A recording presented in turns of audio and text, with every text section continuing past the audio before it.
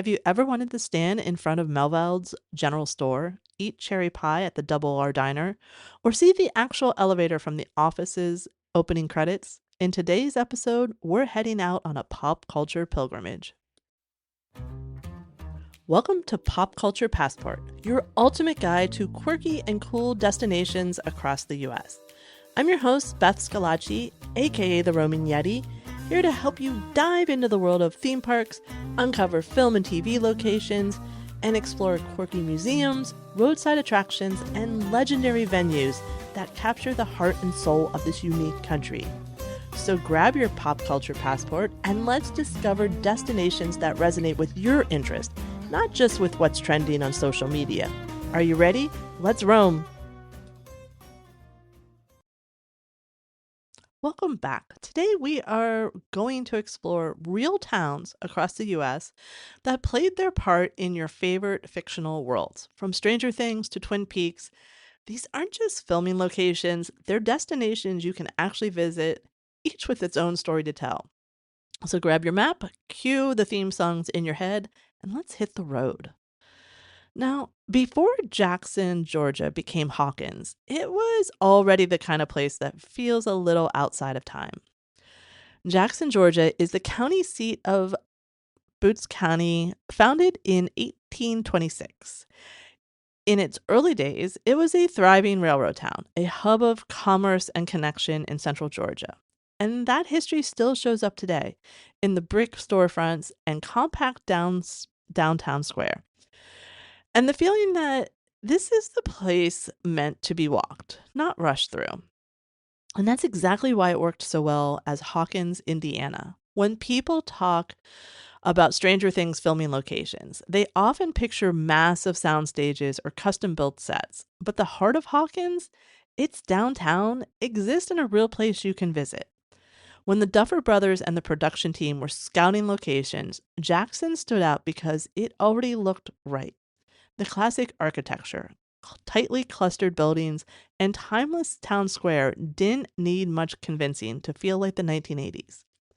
Once Jackson was chosen, the production team leaned in even further, aging the town down with period signage, storefront details, and paint schemes to fully sell the era.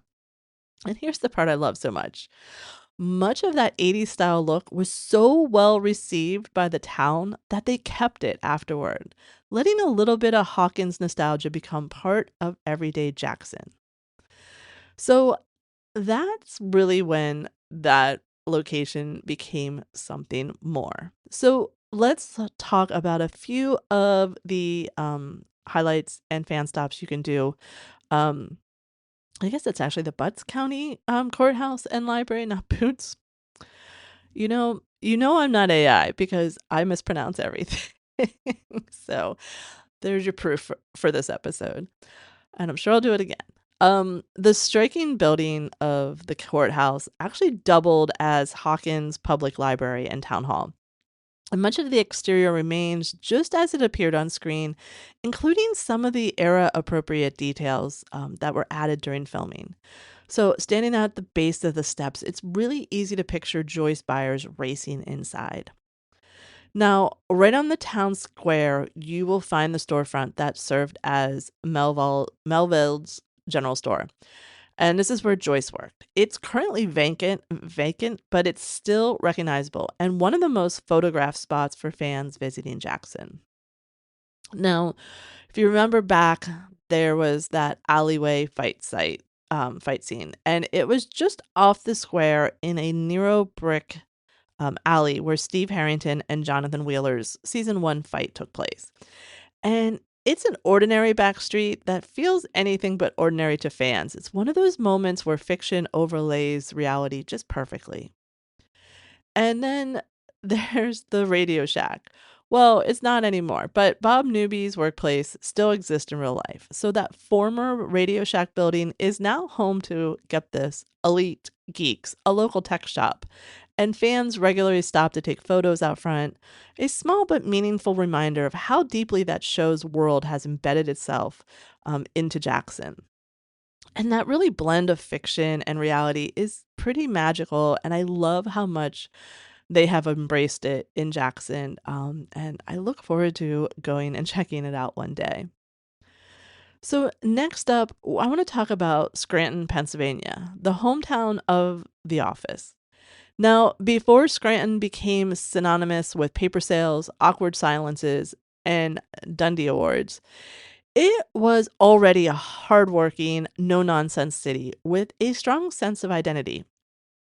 It's known as the Electric City, and Scranton was once a booming industrial hub built on anthracite coal, railroads, and manufacturing. It was one of the first U.S. cities to have a successful electric streetcar system, and for generations, it thrived on that blue collar grit and pride. Now, that history matters because it's exactly what made Scranton feel like the right emotional home for The Office. Now, while the show itself filmed in California, the creators rooted that series so deeply in Scranton's real world character. The town wasn't chosen for its gloss or its glamour. It was chosen because it felt real, a little worn, and deeply human. And Scranton has embraced that role wholeheartedly. So, some of the places you can check out when you're in Scranton for you Office fans, there is Cooper's Seafood House. This is a real Scranton restaurant that is frequently referenced in the show and has fully leaned into its Office fame. Today, it's packed with memorabilia, theme decor, a gift shop, and even Dundee Awards. It's a must stop for fans. Next, you can go to the Pennsylvania Paper and Supply Company. Now, this is the building with the spinning globe seen in the opening credits, and it's easy to spot in Scranton. And while the Dunder Mifflin office itself was a set, this building has become the visual anchor for fans visiting the city. And then there's the Steamtown Mall. And inside this mall, you'll find the original Scranton welcomes you sign from the opening credits. Um, it's in the mall to preserve itself from the elements and from, of course, some overly enthusiastic fans. But you can also see the actual elevator featured in the show's intro montage here. And I'm going to mention Poor Richard's Pub. So, the real Poor Richard's Pub is located inside Idle Hours Entertainment Center, and it's a real bar. And I've talked several times about Pickwick Pub in California, which actually was a stand-in for Poor Richard's Pub. But the real Poor Richard's Pub, it's a popular photo stop, a great place to toast to your inner Michael Scott. And one of the this was one of my favorite details that I learned during this research. Um, so when the show aired, there was not an actual Chili's in Scranton, despite Michael's iconic declaration of "I feel God in this Chili's tonight." But fan demand eventually changed that, and Chili's opened nearby in Dixon City, fully aware of its pop culture destiny and popularity. So while Scranton didn't inspire The Office necessarily, it adopted it, and it has just had a great time, and takes so much pride in that. Now, next up, I want to head to Albuquerque, New Mexico, and talk about Breaking Bad and Better Call Saul. Um, Albuquerque isn't just a filming location, it's a place shaped by layers of history, landscape, and contrast. Founded in 1706, Albuquerque blends Spanish colonial roots with desert terrain, Route 66 nostalgia, and a modern Southwestern identity.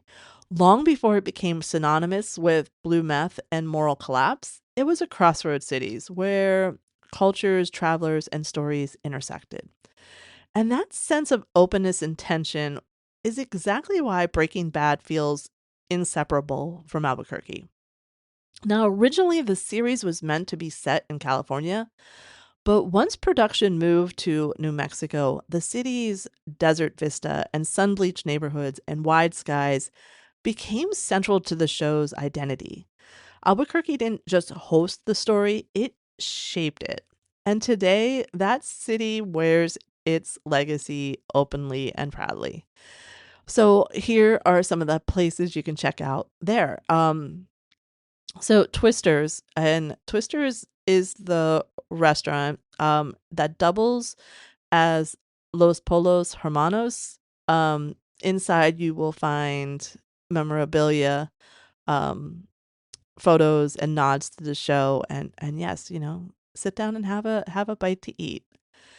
You can also visit Walter White's house. Now, I'm you'll know why I'm laughing here. So, this ordinary suburban home became infamous thanks to the show's pizza on the roof moment. So many fans have recreated that scene that the homeowners, it's a private residence. So the homeowners had to install a tall wrought iron fence to protect their property. Um, Please, if you go, just take a picture, move on, don't throw pizzas. That's crazy to me.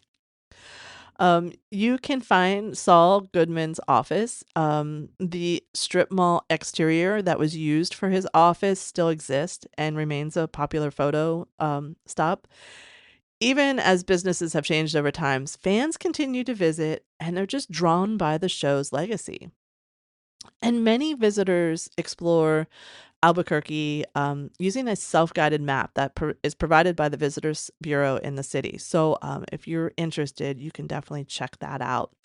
Um, and Albuquerque's not just frozen in that bad Breaking Bad era. It's a city that continues to attract storytellers.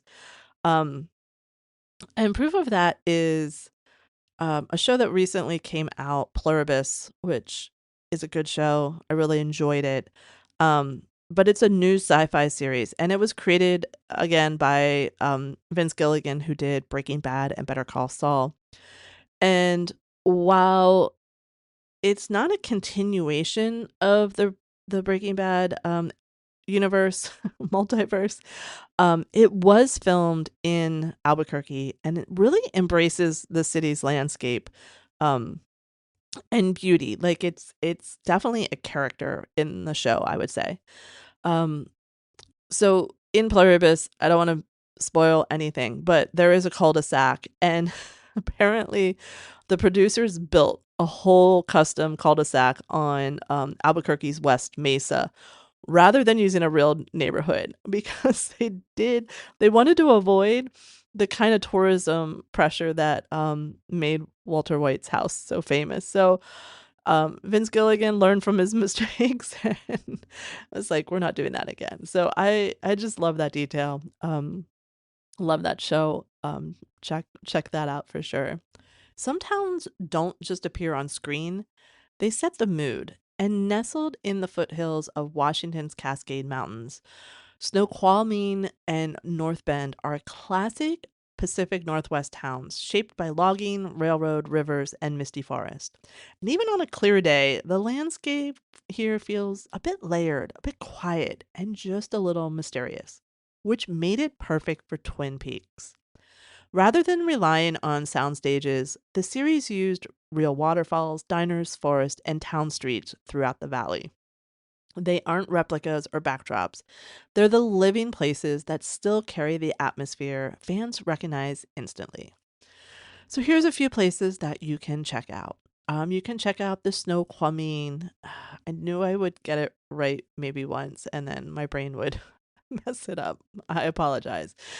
But you can go to the falls. So plunging more than 268, the falls appear in the show's iconic opening credits. It's breathtaking on scene, and there's a nearby viewing platform that offers sweeping views of the valley below.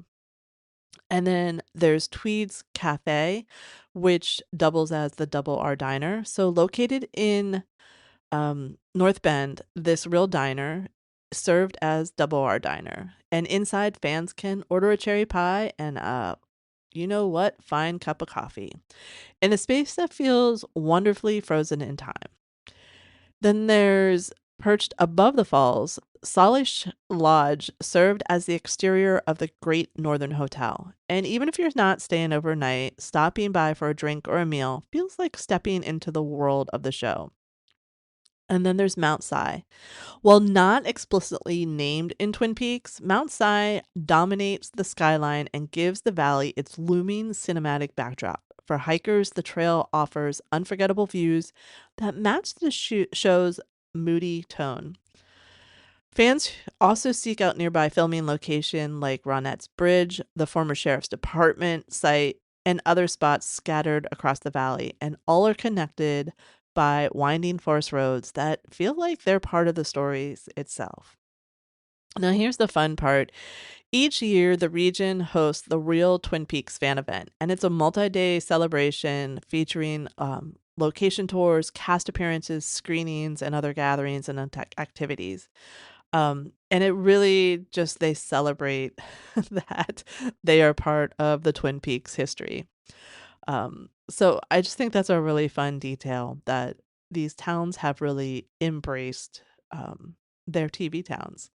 So whether you're planning your own TV town road trip or just love seeing how real places shape the stories we love, I hope this episode gave you a few new stops to add to your pop culture bucket list.